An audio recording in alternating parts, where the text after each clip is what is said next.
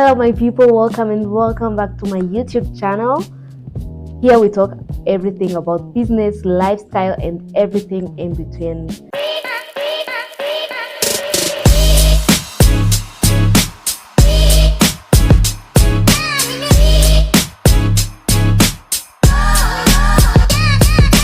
For those who are new here, my name is Anne. I'm an entrepreneur based in Rwanda.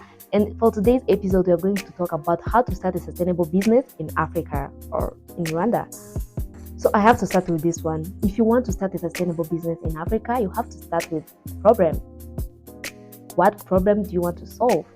You need to focus on the challenge, a real challenge that people are facing. In Africa, there is so many challenges, and for those challenges, there is an opportunity, there is a business opportunity. So you don't want to be bringing solutions for problems you're not sure that they are really there or they don't already have solutions. You need first to identify the problem. First of all, let's define sustainability. What does sustainability mean? Sustainability means building something that is profitable but also improves people's lives. It's not just about going green, protecting the environment, it's also about building something that will last. Without further ado, let's go to step one. Identify the real problem. Identify something that is real, visible problem in your community. Talk to people, observe daily struggles. Ask yourself what is being wasted, what is missing, what is expensive, and what is inefficient. You can even ask yourself like thing that you struggle with and see if there are other people who are struggling with the same thing as you. In step 2, you will start small and test fast. For this one, you don't need like a large capital or millions to start. You just need to start with what you already have. Test, see if the solution you're trying to bring will really work for your community. Create a simple prototype, offer the service to 10 people or run a small pilot. For this one, the main goal is to learn, adjust, and improve. Let's go to step 3. Use local resources.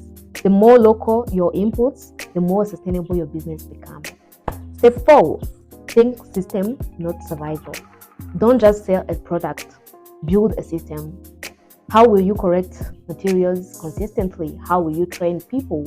How will you scale beyond just your neighborhood?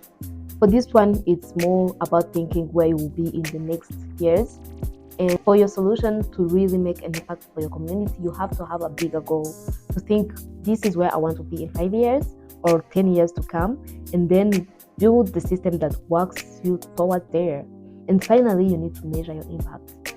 How many jobs are you creating? How many income are you generating? So for investors or partners in 2026, they're looking for businesses that combine profit and impact. So Africa's future depends on entrepreneurs who are building responsibly. You don't need to copy from big companies like Silicon Valley.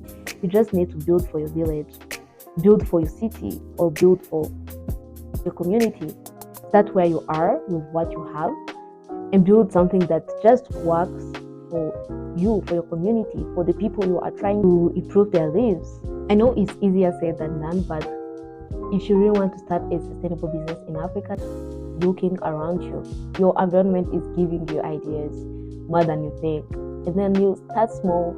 You don't need to be perfect at the beginning. You just need to start with so much intention. Here are the 3 things that I would like to share that you need to make clear from the beginning.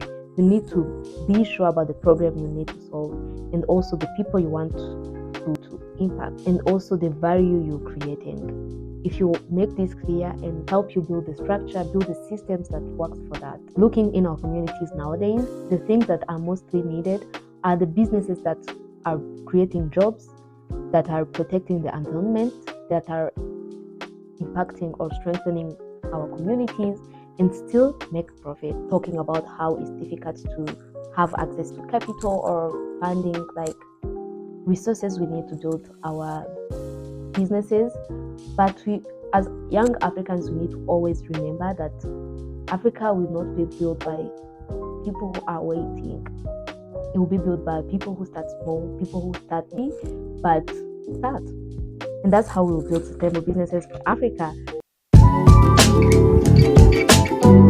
So let me know in the comment section below how your thoughts, your ideas, and I want to continue making these videos for sustainable businesses. Please let me know in the comments more of the videos you need to see, the things you want me to talk more about. We can talk about how to run your business, your daily to day activities, also talk about funding, how to raise funding, and how to like different opportunities that are for Africa. And I'll see you in my next one. Thank you so much. Bye.